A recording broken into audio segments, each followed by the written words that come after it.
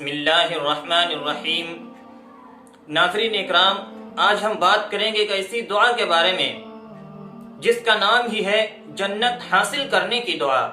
چونکہ ناظرین، ہم کوئی بھی نیک عمل کرتے ہیں، ہمارا مقصد یہ ہوتا ہے کہ اللہ ہم سے راضی ہو جائے اور ہم جنت کے اندر داخل ہو جائیں۔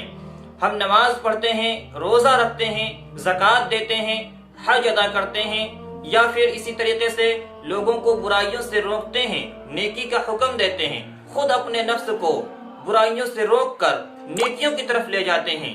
ان سب کا مقصد یہ ہوتا ہے کہ اللہ ہم سے راضی ہو جائے اور ہم جنت میں داخل ہو جائیں، اور ہم اسی وجہ سے یہ سارے عمل کرتے ہیں۔ جب ہمارا مقصد ہی یہی ہے کہ ہم جنت میں چلے جائیں اور اللہ کو راضی کر لیں، تو ہمیں فرائض کے ساتھ ساتھ کچھ ایسے عمل کرنے چاہیے جس سے جنت میں جانا آسان ہو جائے۔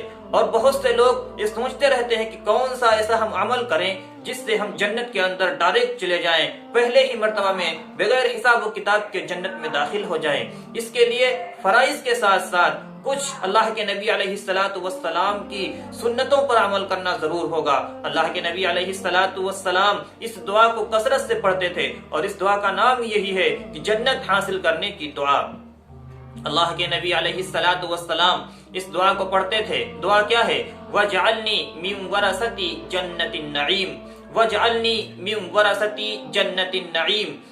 اے اللہ، مجھ کو جنت کی نعمتوں کا وارث بنا دے۔ یہ ایسی دعا ہے جس کو اللہ کے نبی کثرت سے پڑھتے تھے۔ اس دعا کا اہتمام کریں، فجر کی نماز کے بعد اور عشاء کی نماز کے بعد اس دعا کی ایک تسبیح روزانہ پڑھنے کا معمول بنا لیں۔ انشاءاللہ پہلے ہی مرتبہ میں جنت میں جانے والے ہو جائیں گے۔ اللہ رب العزت سے دعا فرمائے کہ ہم سب کو اس دعا کا اہتمام کرنے والا بنائے۔ السلام علیکم ورحمۃ اللہ وبرکاتہ۔